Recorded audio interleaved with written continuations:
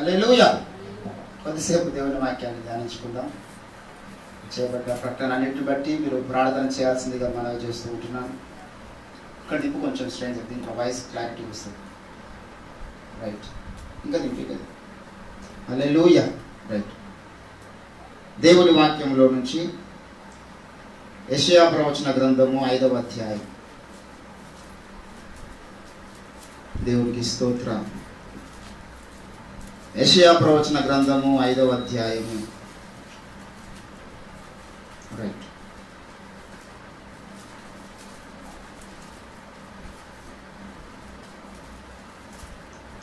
రెండవ వచనం.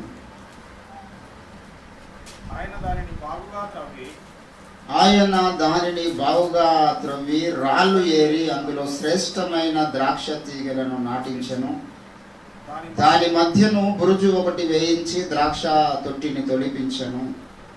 ద్రాక్ష పండ్లు ఫలింపవలనని ఎదురు చూచుచూ ఉండెను గాని అది కారు ద్రాక్షలు కాచెను. చదవబడిన లేఖన భాగమును దేవుడు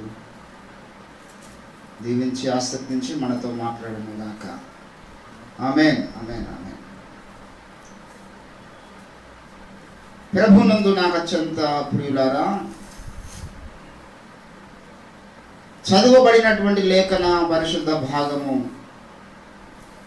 యెషయా గ్రంథము 5వ అధ్యాయము 2, 3 వచనాలు. 3వ వచనంలో స్టేట్మెంట్ చేస్తున్నాడు. యెరూషలేము నివాసులారా, యూదా వారులారా, నా ద్రాక్ష తోట విషయము నాకు న్యాయము తీర్చవలనని మిమ్మల్ని వేడుకొనుచూ ఉన్నాను. దేవుడు అడుగుతున్నటువంటి క్వశ్చన్, సంఘానికి ఆయన అడుగుతున్నటువంటి క్వశ్చన్ ఏంటంటే, నాకు మీరు న్యాయము తీర్చండి. అడుగుతున్న వ్యక్తి ఎవరు అంటే న్యాయాధిపతి, ఆయన పేరు. న్యాయము తానై ఉన్నవాడు, నీతి న్యాయములు ఆయన సింహాసనానికి ఆధారములు అయి ఉన్నటువంటి వ్యక్తి. ఆయన మనకు న్యాయం తీర్చమని అడుగుతూ ఉన్నాడు. యేసు ప్రభుల వారు ఈ భూమి మీద జీవించినప్పుడు యేసు ప్రభుకి ఎటువంటి న్యాయం తీర్చిందండి లోకము అంటే, ఇదే యెషయా ప్రవచన గ్రంథము 53వ అధ్యాయంలో ఆ వైనం రాయబడి ఉన్నది. అతడు అన్యాయపు తీర్పు పొందెను అంట. 8వ వచనము. అన్యాయపు తీర్పు పొందిన వాడై అతడు కొనిపోబడి. యేసు ప్రభువుకు ఈ లోకం ఇచ్చినటువంటి తీర్పు అన్యాయపు తీర్పు ఇచ్చింది. లోకానికి ఉన్న లక్షణం ఏంటంటే అన్యాయపు తీర్పిస్తుంది లోకం. అన్యాయపు తీర్పిస్తున్నటువంటి ఈ ప్రజలతో దేవుడు అంటున్నాడు, మీరు నాకు న్యాయం తీర్చండి. పాత నిబంధనలు ఒకసారి, కొత్త నిబంధనలు ఒకసారి యేసు ప్రభు అడిగాడు ఈ మాట. యోహాను సువార్తలో, కృత నిబంధనలో యోహాను సువార్త 7వ అధ్యాయం, యోహాను సువార్త 7వ అధ్యాయం 24వ వచనంలో, వెలిచూపును బట్టి తీర్పు తీర్చక న్యాయమైన తీర్పు తీర్చండి. దేవుని బిడ్డలారా, న్యాయమైన తీర్పు తీర్చండి అని యేసు ప్రభు చెప్పడమే కాదు, ఆయన న్యాయమైన తీర్పు తీర్చువాడై ఉన్నాడు. హల్లెలూయా. నా తీర్పు న్యాయమైనది అంటాడు ఆయన. యేసు ప్రభు ఇచ్చినటువంటి తీర్పు న్యాయమైన తీర్పు ఆయన ఇచ్చాడు. న్యాయమైన సాక్ష్యము ఆయన ఇచ్చాడు. యోహాను సువార్త 5వ అధ్యాయము 30-31 వచనాలు చూస్తే, నా అంతటే నేను ఏమి చేయలేను, నేను విన్నట్లుగా తీర్పు తీర్చుచున్నాను. నన్ను పంపిన వాని చిత్త ప్రకారమే చేయగోరుచున్నాను. గనుక నా తీర్పు అంటే మన ఇష్ట ప్రకారం చేసేది అన్యాయపు తీర్పు, మనల్ని పంపిన వారి ఇష్ట ప్రకారం చేసేది న్యాయమైన తీర్పు. This is the key point, the whole message. Yesu ప్రభుల వారు నాకు తీర్పు తీర్చండి. ఈరోజు దేవుని బిడ్డలారా, మనము కరెక్ట్ తీర్పు తీర్చడం నేర్చుకోవాలి భూమి మీద. ఇక్కడ కరెక్ట్ తీర్పు తీర్చడం నేర్చుకోకపోతే రేపు దేవదూతలకు ఎట్లా తీర్పు తీరుస్తావు నీవు? కొరింథీయులకు రాసినటువంటి పత్రికలో అపోస్తలుడైనటువంటి పౌలు భక్తుడు అంటాడు, 6వ అధ్యాయము, మొదటి కొరింథీయులకు రాసినటువంటి పత్రిక 6వ అధ్యాయము 2వ వచనములో, పరిశుద్ధులు లోకమునకు తీర్పు తీర్చుదురని మీరు ఎరుగరా? జరగవలసి ఉండగా మీకు యోగ్యత లేదా? మనము దేవదూతలకే తీర్పు తీర్చుదమని మీరు. మనం ఎవరికి తీర్పు తీరుస్తామంట? దేవదూతలు. మనము తీర్పరులం కావాలి, సరైన తీర్పరులు. కండి అని ఆదిమ స్తంభంలో అయ్యగారు ఒక టైటిల్ పెట్టాడు, మనము సరైన తీర్పరులం కావాలి. ఈరోజు భూమి మీద న్యాయ వ్యవస్థ ఉంది, అక్కడ కూడా అన్యాయపు తీర్పులు ఇస్తున్నారు. తప్పు చేసిన వాళ్ళు ఏమో బెయిల్ మీద బయటకు వస్తారు, తప్పు చేయడం కూడా పోయి జైలు ఇస్తారు. దేవుడు అంటే మీరు తీర్పు తీర్చడం నేర్చుకోవాలి. ఎందుకంటే దేవదూతలకు మీరు తీర్పు తీర్చాలి. కొన్ని కేసులు అడిగి పోయినాక ఉన్నాయి మీకు. అక్కడ నీవే సుప్రీంకోర్టు జడ్జి అన్నమాట. You are the judge in the heaven. అక్కడికి పోయినాక నాకు సంబంధం లేదు బాబు, ఇద్దరు సెకండ్ తీసుకుంటే కుదరదు. మనం అందరం కలిసిమెలిసి ఉండాలి, సహోదర ప్రేమ కలిగి ఉండాలి. తను తను తగ్గించుకున్న వాడు హెచ్చించబడతాడు. క్షమించడం నేర్చుకోండి బాబా అని చెప్తే వినరాడా? ఈ తీర్పు వల్ల ఒక నరకములకు వెళ్ళి తీసి పడేయాలి. అక్కడ పరిస్థితి అంత ఖతర్నాక్ ఉంది. సహోదరులు ఐక్యత కలిగి జీవించడం ఎంతో మేలు, ఎంతో మనోహరం అని మేము విన్నాం. మీరు ఐక్యత కలిగి ఉండరు. వారికి కొన్ని కోట్ల సంవత్సరాల నుంచి వివాదాలు ఉన్నాయి. కోట్ల సంవత్సరాల నుంచి ఇద్దరికి పంచాదులు ఉన్నాయి. దేవదూతలకు, గాబ్రియేలుకు లూసిఫర్కే వివాదం ఉంది. మికాయేలుకు లూసిఫర్కే వివాదం ఉంది. మోషే శరీరం గురించి దానియేలు ప్రాణాలు అడ్డగించినప్పుడు వివాదం వచ్చింది.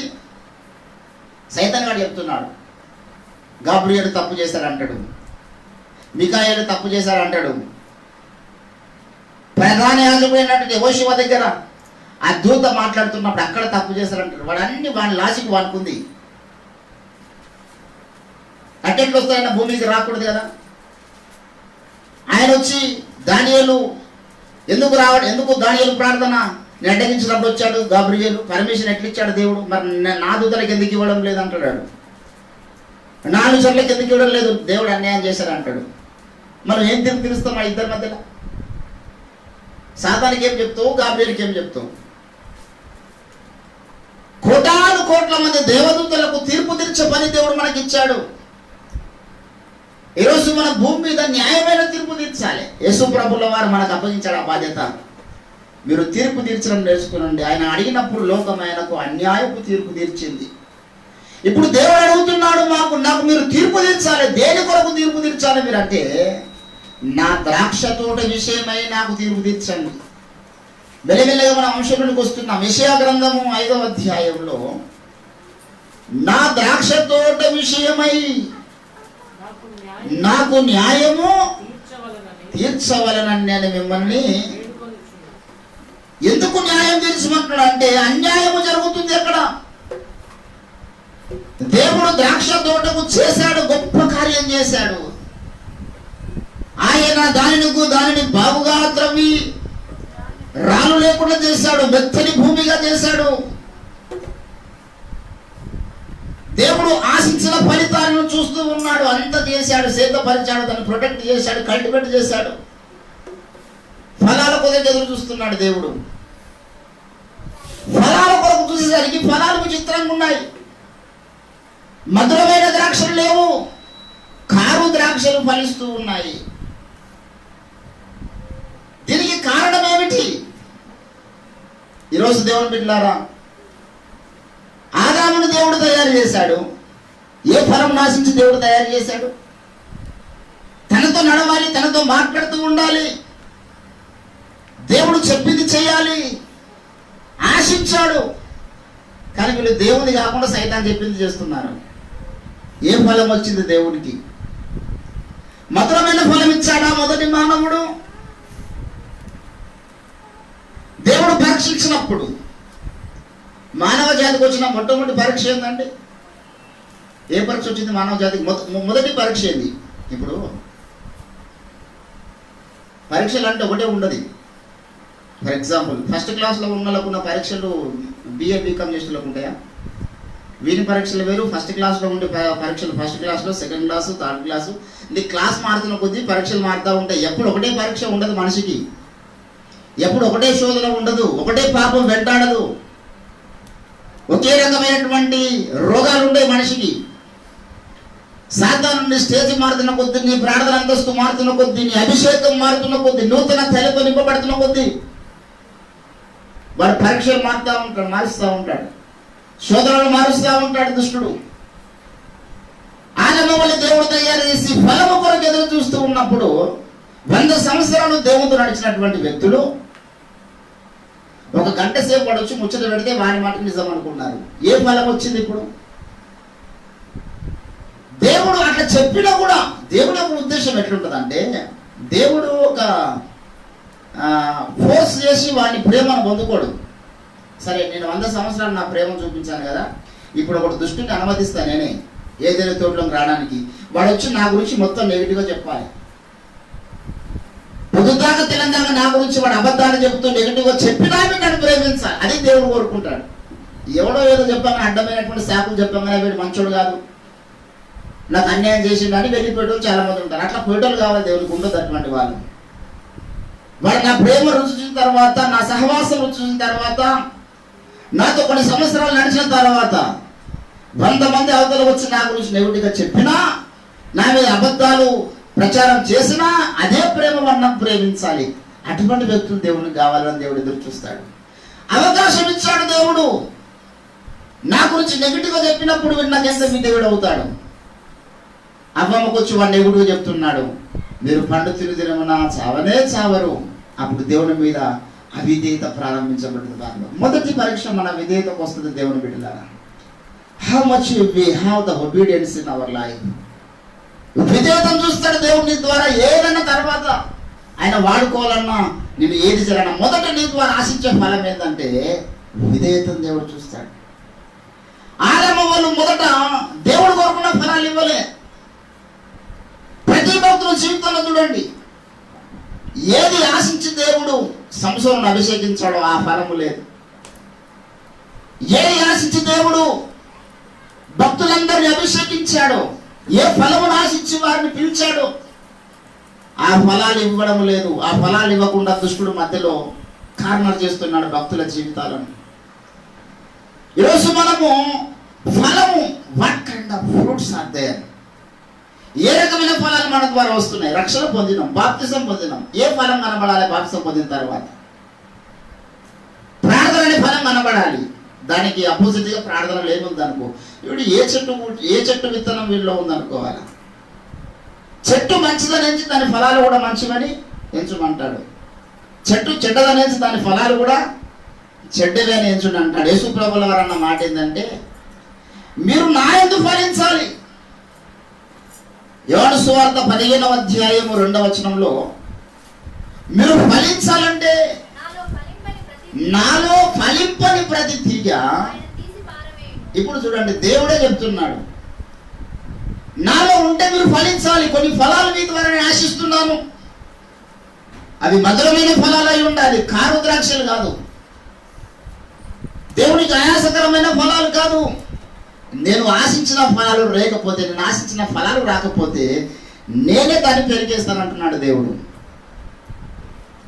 దేవుని బిడ్డలారా, ఈరోజు దేవుడు కొరింథీ సంఘానికి కృపావరాలు ఇచ్చాడు, అపోస్తలుడైనటువంటి పౌలుని ఇచ్చాడు, వాక్య మర్మాలను ఇచ్చాడు. వారికి ఏం దక్క చేశాడు దేవుడు? అన్ని ఇచ్చాడు. కానీ ఎటువంటి ఫలం వచ్చింది? ఒకడు నేను పౌలు వాడను, ఒకడు అపోలో వాడను, ఒకడు కేఫా వాడనని చెప్పుకుంటూ వారిలో జారత్వం ఉంది. ఒకడు సొంత తండ్రి భార్యను ఉంచుకున్నవాడు కనబడుతున్నాడు. పౌలు మీద తిరుగుబాటు చేస్తున్నవాడు కనబడుతూ ఉన్నాడు. పౌలును భ్రష్టుడు అంటున్నవాడు కనబడుతూ ఉన్నాడు. పౌలు ప్రసంగాలు వేస్ట్ అంటున్నవాడు కనబడుతున్నాడు. అది వారి ఫలం. ఈ ఫలాన్ని ఆశించి దేవుడు పౌలుని ఇచ్చాడా? ఈ ఫలాన్ని ఆశించి కృపావరాలు ఇచ్చాడా?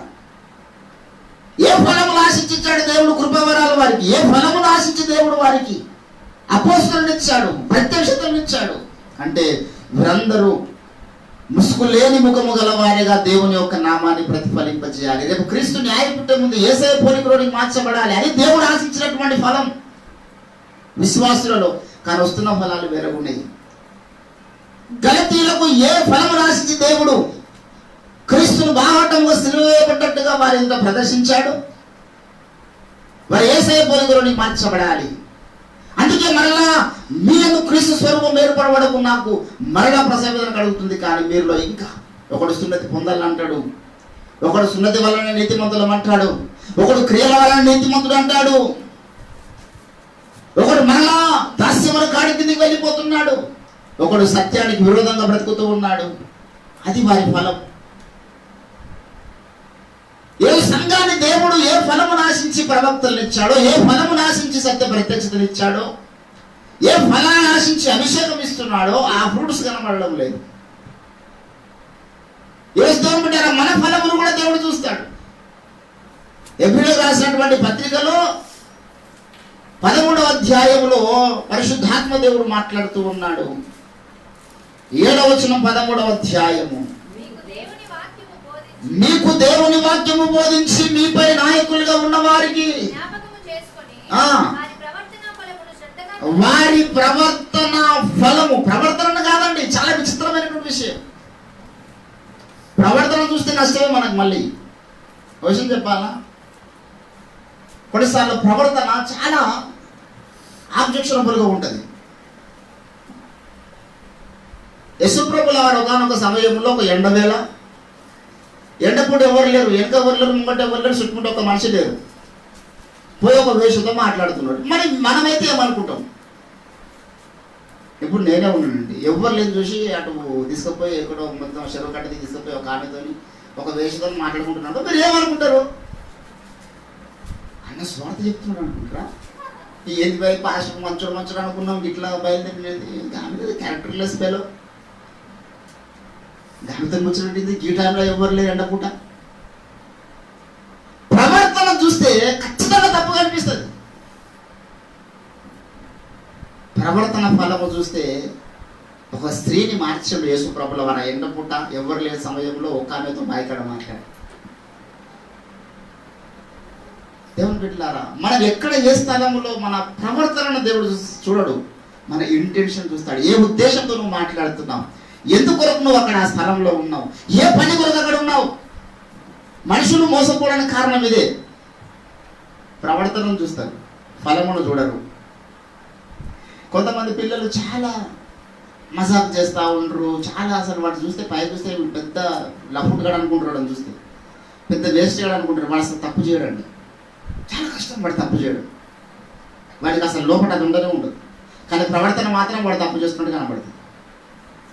వారి బిహేవియర్ కానీ వారి మాట తిరగండి. కొంతమంది అమ్మాయిలు కూడా స్త్రీలు కూడా అంతే, వాళ్ళు మాట్లాడుతూ ఉంటే ఏది బయట ఇట్లా మాట్లాడుతుంది అని అనుకునే పరిస్థితి ఉండదు, కానీ తప్పు చేయరు.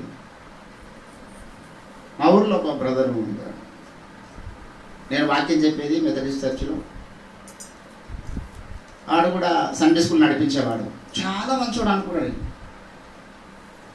హల్లెలూయా స్తోత్రం, praise the lord, praise the lord, praise the lord అని వర్షిప్. సండే స్కూల్ పిల్లలు చాలా మంది వచ్చేవారు. ఒక సిస్టర్ అవతల నడిపించేది సండే స్కూల్ పరిచయం. అన్న అని చాలా మంచి ప్రవర్తన, సొంత అన్న చెల్లెళ్ళే అనుకోవాలి చూసినోడు. అంత మంచి, ఎవ్వరికి అసలు ప్రవర్తనను చూస్తే ఎవ్వరికి ఇంత అనుమానం రాదు. అంత అద్భుతంగా అంత సీక్రెట్గా మెయింటైన్ చేసినారు. కరెంట్లో కూడా ఎవరు ఊహించాడు, వీళ్ళు ఇద్దరు లేచిపోతారండి. అంత మంచి సొంత అన్నచరణలాగా ఉన్నాడు, అంత మంచిగా పిలుపు, వాళ్ళ మాట తిరగాలి, దేవుని సేవ, వాళ్ళ ప్రవర్తన అంత బాగుంది. లాస్ట్కి వస్తే ఆ అమ్మాయి పాటు పత్త లేకుండా ఎగిరిపోయారు, ఎక్కడ వెళ్ళి. ప్రవర్తన చూసినప్పుడు మనుషులుగా మనం కొన్నిసార్లు మంచి అనుకుంటాం, కొన్నిసార్లు చెడ్డ అనుకున్నప్పుడు అక్కడ మంచి ఉంటుంది, కొన్నిసార్లు మంచి అనుకున్నప్పుడు చెడు జరుగుతుంది. యేసు ప్రభు జీవితంలో కూడా ప్రవర్తన ఎక్కడ చూసినా తప్పు అనిపించే విధంగా ఉంటుంది. వ్యభిచార మందు పట్టబడ్డ ఒక స్త్రీతో మాట్లాడుతున్నప్పుడు మీరులో మొదట తప్పు చేయని వాడు ఆమె మీద రాయి వేయండి అన్నాడు. అప్పుడు యేసుప్రభు కూడా వేయలే రాయి, అంటే యేసుప్రభు కూడా తప్పు చేసిన అర్థమా? ప్రవర్తన చూస్తే ఆయన వ్యభిచారానికి సపోర్ట్ చేసేదేమో అనుకుంటాడు. అరే తప్పు చేయడం అందరు తప్పు చేస్తున్న యేసుప్రభు కూడా చెప్తుంది కదా, ఈ వ్యభిచారం కూడా తప్పే కాదేమో అనుకునే పరిస్థితి ఉంటుంది. కానీ అక్కడ ఆయన చూపించినటువంటి ఆ ప్రవర్తన ద్వారా ఆ స్త్రీ మార్చబడ్డది. జక్కా ఇంటికి వెళ్ళడము చాలా తప్పు అనిపిస్తుంది. ఎందుకయ్యో వాడు ఒక పూర్వపు విధవ, మందిని అందరినీ ముంచుతున్నాడు, అన్యాయపు స్త్రీ వలన ధనము సంపాదించాడు, అన్యాయంగా ట్యాక్స్ కలెక్టర్గా ఉంటూ అనేక ధనమును ఆశించి మా దగ్గర పోయి భోజనం చేస్తుండేది యేసుప్రభుల వారు. ప్రవర్తన చాలా బాగాలేదు అసలు యేసుప్రభు అనుకోవాలి, కానీ ఫలము వాడిని మార్చింది. ఫలము వాడు ఎవరి దగ్గర 2 తగ్గించుకుంటే దాన్ని 4 తగ్గించే విధంగా చేసింది. ఈరోజు మన యొక్క ప్రవర్తన ఫలమును చూస్తాడు దేవుడు.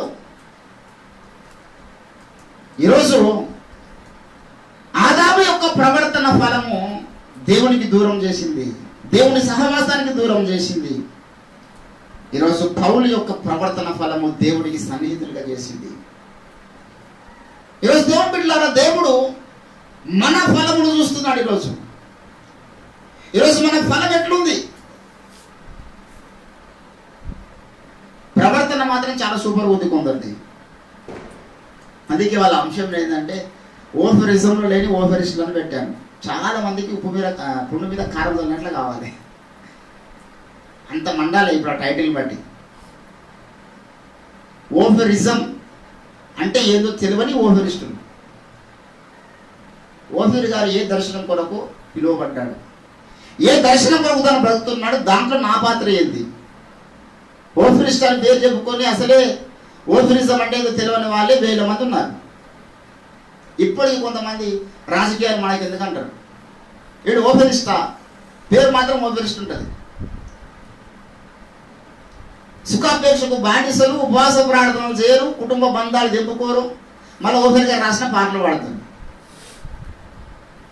దేవుని కొరకై లోకపు మమతలు త్రెంచుకొనిన దైవాత్మవశులకు. ఎట్లా ఫలిస్తుంది నీ జీవితంలో? అసలు నీ ఫలమేమో వేరే ఉంది. ఆయన ఆశించినట్టుగా ఫలం లేదు. ఆయన ఆశించింది ఏంది? ప్రతి మనుషునికి మానక మేము బోధిస్తున్నాం, బుద్ధి చెబుతున్నాం. ఎందుకంటే సంపూర్ణంగా చేసి ఆయన నిలబెట్టాలి. That is his goal. సిగ్గుపడనక్కరని పని వారిని నిలబెట్టాలి. ఓఫిరయ్య గారి గోల్ అది. దానికి తగినట్లుగా బ్రతికినప్పుడు నువ్వు ఓఫిరిజంలో ఉన్నట్టుగా ఓఫిరిస్ట్ అని చెప్పుకోవడానికి అర్హుడు. ఓఫిరయ్య గారు ఒకటి చెప్తే ఒకటి చేస్తాడు. ఓఫిరిస్ట్ అని పెట్టుకున్న లాభం లేదు, ఏ ఇష్టం పెట్టుకున్న లాభం లేదు. ఫలము వేరే ఉంది కదా అని అంటే ఏంటంటే ఫలం అట్లా లేదు. ఆయన ఆశించిన ఫలాలు కనబడడం లేదు. దేవుడు ఆశించిన ఫలాలు దేవునికి కనబడలేదు. భక్తుల జీవితంలో ఈరోజు ఓఫిర్ గారు ఆశిస్తున్న ఫలాలు ఓఫిరిస్టుల్లో కనబడడం లేదు. కారణం ఏమిటి అని అడుగుతున్నాడు దేవుడు ఈరోజు.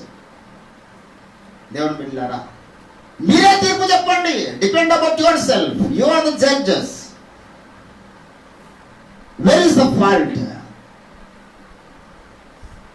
దేవుని బిడ్డలారా, ఈరోజు మనం బాధపడాలి. దీన్ని బట్టి అయ్యగారిని వెంబడిస్తున్నాము, సత్యాన్ని వెంబడిస్తున్నామంటే ఆయనలో ఉన్నటువంటి ఆ భారం కానీ ఆ దర్శనం కానీ కొంతైనా మనలో ఇంప్లిమెంట్ కావాలి. తెలుసుకుంటే లాభం లేదు. We should imitate that. కొంతైనా ఆయన మెచ్చుకునే శిష్యుడిగా బ్రతకాలి. కొంత ఆయన కష్టంలో పాలిభాగస్తులను కావాలి, ఆయన పనిలో పాలిభాగస్తులను కావాలి. బీజేపీ నేత రఘునందన్ రావు గారు మన దుబ్బాకలో ఎలక్షన్స్లో పోటీ చేశాడు. వారికి సంఘ తరఫున కూడా అభినందనలు తెలియజేస్తూ ఉన్నాం. వారు మంచి పరిపాలన అందించాలి. వారు బీజేపీ రాష్ట్ర అధ్యక్షుడు కాదు, బీజేపీ కేంద్ర కమిటీ అధ్యక్షుడు కాదు, ఎవరు కాదు. ఒక మామూలు ఒక కాన్స్టిట్యున్సీ అభ్యర్థి. కానీ రాష్ట్రంలో ఉన్నటువంటి బీజేపీ కార్యకర్తలు అందరూ వచ్చారు పనిచేయడానికి. కొంతమంది ఆడవాళ్ళు ఆ ఫంక్షన్ హాల్లో నేను చూసాను. 2 ఫంక్షన్ హాల్లో మాట్లాడుకున్నారు వాళ్ళు. ఆ ఫంక్షన్ హాల్లో ఉంటూ ఆ సల్లీలో స్నానం చేస్తూ చల్లటి సలిలో ఆ దోమల బాధకు అక్కడ వండుకున్నారు వాళ్ళు. ఒక మామూలు కాన్స్టిట్యున్సీ అభ్యర్థి. రాష్ట్ర అధ్యక్షుడు అభిబిబి రాష్ట్ర అధ్యక్షుడు వచ్చినా ఒక్క ఓఫీస్ లేడు. పేరు మాత్రం పెట్టుకుంటారు. లాభం అని అడుగుతున్నా నేను. What is the use about these fellows? దేవుని బిడ్డలారా, ఈరోజు ఓఫర్ మినిస్టర్స్ తెలంగాణలో దుబ్బాకలో ఉన్న సంఘాలు ఓఫర్ గారికి ఏ కాన్స్టిట్యున్సీలో లేవు. అక్కడ ఉన్నంతమంది విశ్వాసులు ఓఫర్ గారి పేరు చెప్పుకునే వాళ్ళు ఎక్కడ లేరు. మేము ఓఫరిస్టులం అంటారు. మరి ఓఫర్ గారు వచ్చినప్పుడు లేదు ఇష్టం. అక్కడ ఆ ఓపిరి ఇష్టం లేడు, ఇంకా ఓపిరి గారు శిష్యులను చెప్పుకుని సిగ్గుపడాలి, రాయి కట్టుకుని బయలు దుంకాలి, చెప్పుకోదు. లేకపోతే ఆమె ఇండిపెండెంట్ పర్సన్. ఇంకా పేరెందుకు తోక? ఆయన పేరు చెప్పుకుని నువ్వు మేలు పొందనికా? ఆయన బోర్డు పెట్టుకుని నువ్వు మేలు పొందనికా? చెప్పుకోకండి. చెప్పుకుంటే ఆయన వెంబడించాలి కరెక్ట్గా. చెప్పుకుంటే ఆయన వేదనలో కొంత పాలిభాగస్తులు కండి, ఆయన బాధలో కొంత పాలిభాగస్తులు కండి, ఆయన శ్రమల్లో కొంత పాలిభాగస్తులు కండి, ఆయనకు దేవుడు అప్పగించిన పనిలో కొంత పాలిభాగస్తులు కండి. నాయకుడే అన్ని వదులుకొని దూరం అనక భారం అనక వచ్చి నడుస్తూ ఉన్నాడు, రోడ్డు మీద ర్యాలీలు చేస్తూ ఉన్నాడు. టైంకు నీళ్ళు లేవు, టైంకు ఛాయ్ లేదు, తిండి లేదు. ఓపెరిజంలో ఉన్నామని చెప్పుకున్న వాళ్ళేమో ఎక్కడ తిని హాయిగా పడుకుంటున్నాడు. నాకు బాధ ఏంటంటే నాకు వాడు ఓడేనందుకు బాధ లేదు, అయ్యగారు వచ్చినందుకు రానందుకు నాకు మండుతుంది. అయ్యగారు వచ్చినప్పుడు కూడా సహకరించిన వారు రాష్ట్ర వ్యాప్తంగా ఉన్నారు, అది నాకు బాధ కలిగించే విషయం. వీళ్ళు ఎంతవరకు నమ్మాలి ఓపెరిస్టులని? ఎంతవరకు వారికి ఎక్స్పెక్టేషన్స్ పెట్టుకోవాలి? రోజు నాయకుడు ఏ ఫలాన్ని ఆశించి నాయకుడు శ్రమ పడ్డాడో, ప్రసవైన పడ్డాడో, ఏ ఫలాన్ని ఆశించి సంఘం కూడా కష్టపడ్డాడో ఆ ఫలాలు లేవు. మధురమైన ద్రాక్షలకు రావడం లేదు నాకు. అదమా నువ్వు ఫలించి అభివృద్ధి పొందాలి నాయన, కానీ కారు ద్రాక్షలు కాదు, దేవుడికి ఇష్టం లేని ఫలాలు కాదు, దేవుడికి ఇష్టమైన ఫలాలు నాలో రావాలి. న్యాయపీఠం దగ్గర దేవుడు దీని గురించి లెక్క అడగబోతున్నాడు మనకి. కొరింథీయులకు రాసినటువంటి 2వ పత్రిక 5వ అధ్యాయంలో ప్రతివాడు 9వ వచనం 10వ వచనం చదువుతున్నాను. ఎందుకనగా తాను జరిగించిన క్రియల చొప్పున అవి మంచి వేరును సరే చెడ్డ వేరును సరే దేహముతో జరిగించిన వాటి ఫలము ప్రతివాడు పొందునట్టు మనం అందరము తీర్పు దినాన క్రీస్తు న్యాయపీఠం ఎదుట నిలవలసి ఉన్నది. ఫలం చూస్తాడు ఆయన. తర్వాత నీ ప్రవర్తన ఎంత బాగుంది ఆయన భూమి మీద అని కాదు, నీ ఫలం ఎంత అని చూస్తాడు ఆయన. దేవుని బిడ్డలారా, నా ప్రవర్తన చాలా ఖతర్నాక్ ఉంటుంది, కానీ ఫలం వేరే ఉంటుంది. నా ముందు ఎవరైనా తప్పు చేసేవాడిని నేను ముఖం మీద అనేస్తా, సాటిపోయి వారి గురించి మాట్లాడా ముఖం ముందు అంట. అది నా ప్రవర్తన బాగలేదు, దానివల్ల లక్షల మంది సివిల్ పాస్టర్ ప్రవర్తన బాగలేదు అని అనుకోండి, సంబంధం లేదు నాకు. మీద మాత్రం సొక్కం పూసగా వాని ముఖం మీద మంచిగా ముఖస్తు తీసి పక్కకు పోయి వాడు పెద్ద ఫాల్తుగా అంటే నేను దేవుని లెక్క చెప్పుకోవాలి. అనేది ఏదో వారి ముంగట అనుకో, దేవుని దగ్గర నాకు లెక్క ఉండదు. ఫ్రాంక్గా ఉండాలా, ఎందుకంటే మన ఫలమును చూసే దేవుడు మన యేసయ్య. హల్లెలూయా. ఈరోజు ఫలాలు ఏ రీతిగా ఉన్నాయి? ఈరోజు దేవుని బిడ్డలారా, మన ద్వారా దేవుడు కోరుకుంటున్న ఫలాలు, నాయకుడు కోరుకుంటున్న ఫలాలు ఈరోజు చాలా విలువైన ఫలాలు. దేవుడు మన ద్వారా ఆశించిన ఫలాలు తెలుసా? రక్షణ పొందిన నీవు, రక్షణ పొందినటువంటి నీవు, బాప్తిసం పొందిన నీవు వితిన్ ఎ ఫ్యూ డేస్, కొన్ని రోజులలో నీవు బలమైన ప్రార్థన అంతస్తుకి ఎక్కాలి. కొన్ని రోజులలో నువ్వు ఉపవాస ప్రార్థన వీరుడు కావాలి. కొన్ని రోజులలో నువ్వు పరిశుద్ధాత్మ చేత నింపబడాలి, కృపావరణ చేత నింపబడాలి, అగ్ని జ్వాలగా దేవుని కొరకు మండాలి, రోషం గల సైనికుడుగా నువ్వు ఫీల్డ్లో కనబడాలి, వందలాది ఆత్మల్ని కనాలి. దేవుడు ఆశించిన ఫలితాలు ఇవి, ఫలాలు. మనకు గొప్ప రక్షణ ఇచ్చిన దేవుడు మన ద్వారా ఆశిస్తున్నటువంటి ఫలాలు ఇవి. ఈ ఫలాలు ఫలించకుండా కొందరు వస్తారంటాడు ఇది న్యాయపీఠం దగ్గరికి. అప్పుడు వారు వచ్చేయమంటారంట తెలుసా? ప్రభువా ప్రభువా అంటాడు వచ్చి. ప్రభువా ప్రభువా అని పిలుచు ప్రతివాడు అంటే అర్థం మీద చాలా మంది ప్రభువా ప్రభువా అని పిలుస్తారు, కానీ ఫలాలు ఉండవు. ఇంతకుముందు అన్న గుర్తు చేశాడు, పరిశోధన యొక్క ఫలము ఉండదు, చెప్పుదలే కానీ చేయరు, వాని ఫలం అది. కొందరు చెప్పరు కానీ చేస్తారు. ఈరోజు మన ద్వారా దేవుడు ఆశించిన ఫలం ఎంత ఉంది? ఎంత నువ్వు పరిశుద్ధాత్మ అభిషేకం చేత నింపబడడానికి ఉపవాస ప్రార్థనలు ప్రతిష్ఠించుకుంటున్నావు? ఎంతగా యేసయ్య పోలికలోనికి మార్చబడడానికి నీ యొక్క ఆత్మీయ జీవితంలో ముందడుగులు వేస్తున్నావు? ఎంతగా నీవు కొన్ని ఆత్మల్ని పట్టుబడడానికి ప్రసవ వేదన పడుతున్నావు? దేవుడు ఆశించిన ఫలాలేవి? కారు ద్రాక్షలు వస్తున్నాయి అన్నాడు. రక్షణ పొందారు, బాప్తిసం పొందారు, ఆయన మత్తు వీడరు, సుఖమును వీడరు, కుటుంబాన్ని వీడరు, నోరు తెచ్చి సువార్త ప్రకటించరు. ఇవి కనబడుతున్న ఫలాలు దేవునికి. What is the use? అందుకే మన రక్షణ ఇచ్చిన దేవుడు పాట అయితే వాడుకుంటాం. ఇంత గొప్ప రక్షణ కోటలో నన్ను తోటలో నన్ను నాటితివి, దహించు అగ్నిగా నిలిచి. ఇంత గొప్ప రక్షణ పొందుకోవడం అంటే లాభం లేదండి. ఆ గొప్ప రక్షణకు తగినట్లుగా జీవించాలి. హల్లెలూయా. ఆ గొప్ప రక్షణ ఇచ్చినటువంటి దేవుడు ఆశించిన ఫలితాలు మన ద్వారా రావాలి. దావీదు జీవితంలో కొన్నిసార్లు ఆశించిన ఫలితాలు వచ్చినాయి. 1-2 సందర్భాల్లో రాలేకపోవచ్చు, కానీ మిగతా సమయాల్లో దినానికి 7 సార్లు ప్రార్థన చేస్తున్నాడు, కన్నీరు విరుస్తున్నాడు, దేవుడి కృపను ఆశ్రయిస్తున్నాడు.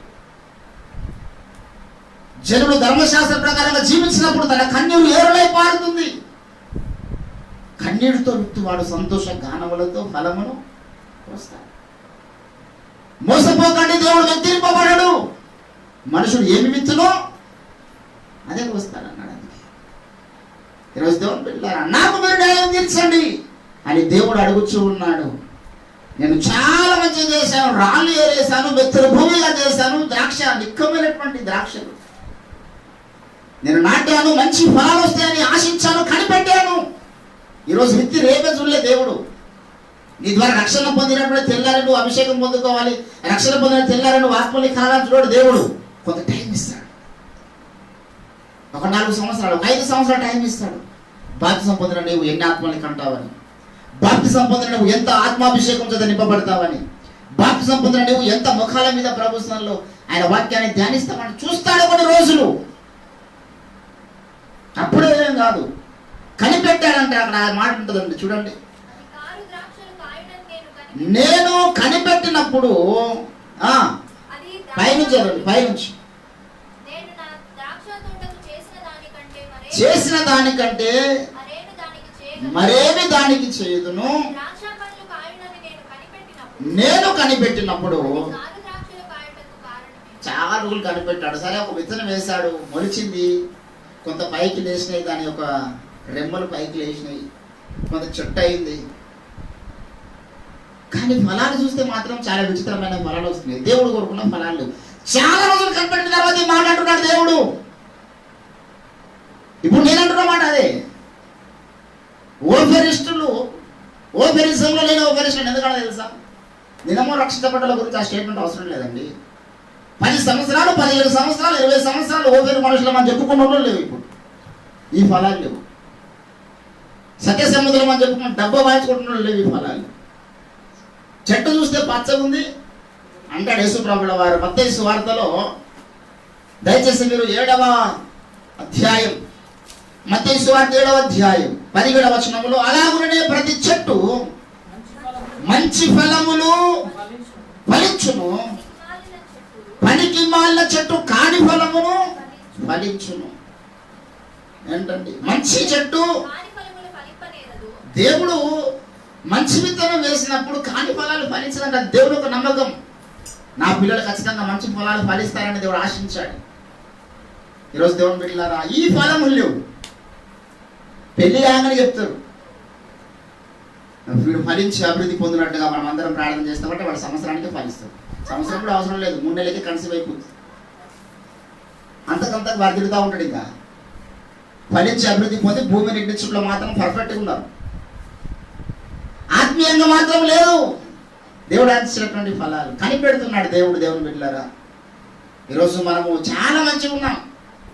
ఒక భక్తులు పాట రాశారు, చెట్టు చూస్తే పచ్చగుంది, పూత లేదు, కాత లేదు, యేసునెరిగి వ్యర్థమాయనా యేసన్నా. ఎంత అద్భుతం, చాలా బాధ పాట. చెట్టు చూస్తే పచ్చ ఉందంట, పూత లేదంట, కాత లేదంట. ఆ చెట్టుని ఎన్ని రోజులు పెట్టుకుంటాడు ఆయన? ఎవరైనా చెట్టు వేసిందంటే దానివల్ల ఫలాలు వస్తాయని చేస్తాడు. అందుకే అంటాడు, ఇప్పుడే గొడ్డలి చెట్టు వేరున పెట్టబడి ఉంది, ఫలించని ప్రతి చెట్టు నాకు నరికి ఒక టైం రాబోతుందండి. One time has come. ఫలించని చెట్లన్నీ దేవుడు నరికేస్తాడు. మీ ఇష్టం. ఇంకా